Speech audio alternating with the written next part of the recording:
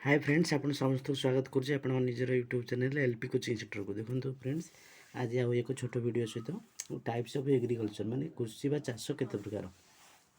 तो फास्ट आप जानते एग्रीकल्चर जोटा आम रोचे धान चाष रोचे पिसिकल्चर हूँ मत्स्य चाष सेरिकल्चर हूँ सूता बा पशम रेशम हर्टिकल्चर हूँ उद्यान भित्तिक चाष देखो आउ टे extra knowledge study of flowers जहाँ को कहे आंथोलॉजी ओके मार्किंग कर दे सब